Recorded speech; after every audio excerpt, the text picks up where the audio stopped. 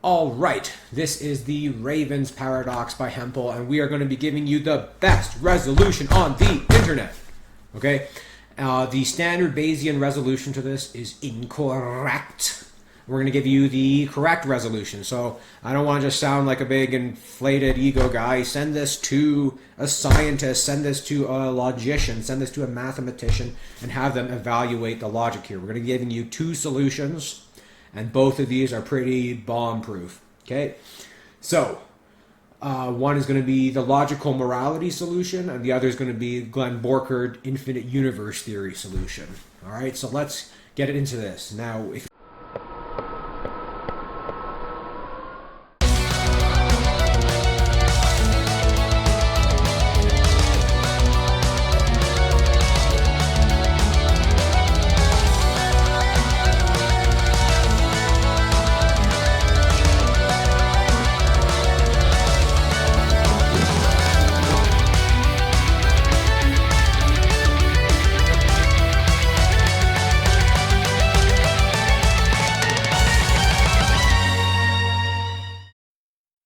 you're not familiar with the Ravens paradox, I'm going to explain it briefly. And if you are familiar with all this, then just skip all this, all right? So, the Ravens paradox is point 1, all ravens are black. Point 2, anything non-black is non-raven is logically equivalent to all ravens are black.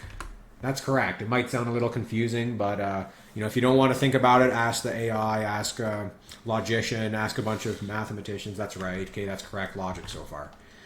Point 3, observing a black raven counts as evidence towards all ravens are black. True, right? Now, that is true. And I like to make an addition here. That's true given there's a finite amount of ravens, right? If there's an infinite amount of ravens, that's not true. But that is true because there is a finite amount of ravens, at least on Earth. The subset of all ravens on Earth is finite, for sure. Observing a non-black, non-raven counts as evidence towards anything non-black is non-raven. Ooh, that's false. Okay, that's very, very false. But Hempel's kind of taking a statement and saying that the evidence you look for to prove a statement is the statement itself. So if my statement is the sky is blue, then I look at blue sky to prove that. That's a wrong thing to do. We'll get into that more later, but assuming that's correct, then the rest of it's correct, okay? Therefore, observing a non-black, non-raven should provide evidence that all ravens are black.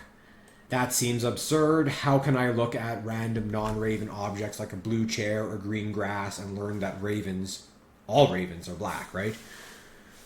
Okay, so we're going to go into the logical morality solution. I got the AI to help me write my solution in a way that is as comprehensible as possible. So I want you guys to tell me, am I better at explaining things or is the AI? Because I told it to give me like a middle school explanation here, okay? And this is what it says, okay? So the risk rule, falsifiability. The concept, for a test to count as science, it has to have a chance to fail. This is how falsifiability works. All right? The point, if you search for non-black, non-ravens, you are specifically looking for things that cannot be ravens, right?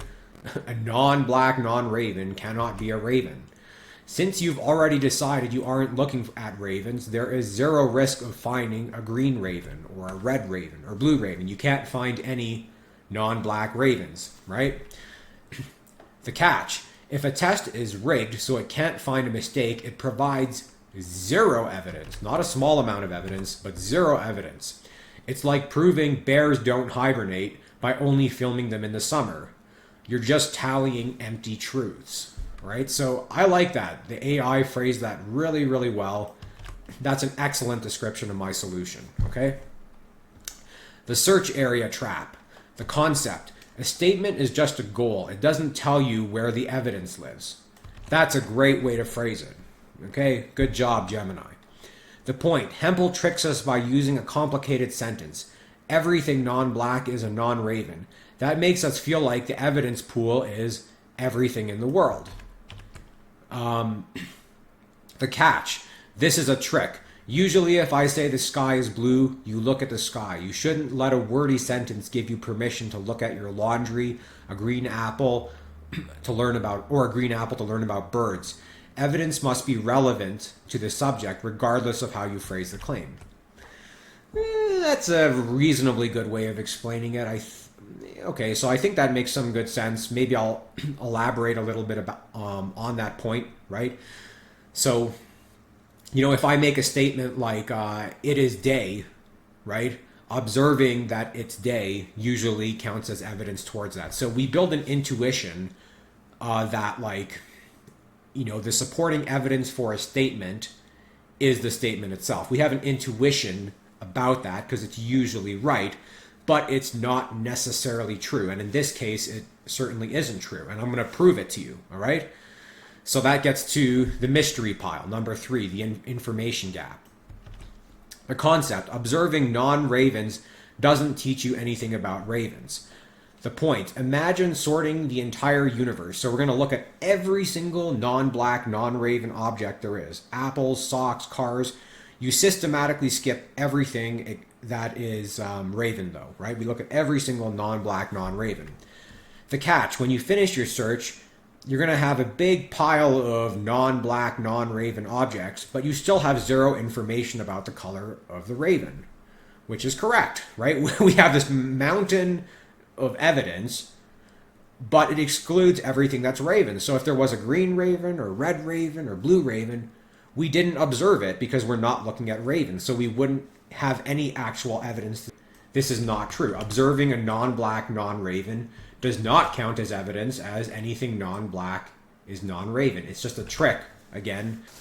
So remember, a really simple way to look at it is we can just apply this evidence towards the statement, all ravens are black. Okay, so does looking at something non-black, non-raven, can we prove that ravens are black by doing that? Obviously not, right? If we can't use statement 4 to prove number 1, how can we use it to prove number 2? If number 2 is logically equivalent, how can we use it to prove number 2? And we can very safely say number 4 does not prove number 1. Just imagine going through everything in the universe. You have that giant pile of all this shit, but you have no evidence or information whatsoever about the actual colors of ravens, right? So obviously number 4 is false. Okay, that's the best I can explain it. Hopefully that wasn't too complicated. Hopefully that made good sense. Send it to a mathematician or a logician and get them to evaluate that, and I'm pretty confident they're going to say that's pretty bomb-proof logic, okay? Now, let's move on, all right? That was my solution. Let's go to Glenn Borkard's solution. His is even simpler, all right? So, Glenn Borkard's solution. Glenn Borkard, he believes in infinite universe theory. Let's see if the Raven paradox can withstand infinite universe theory. There is an infinite amount of non-Raven things.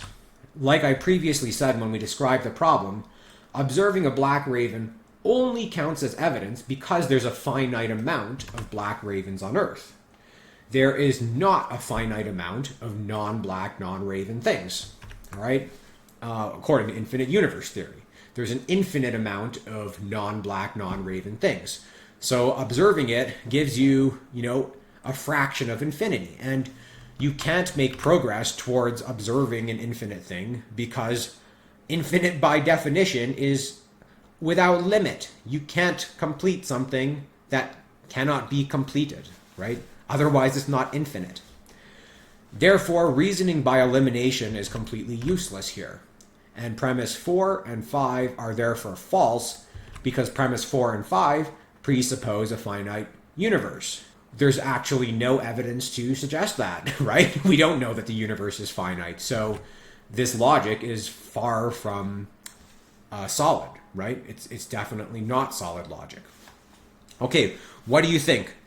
Are those some great solutions? Let me know your thoughts in the comments. I remade this video because my first video on it is actually wrong.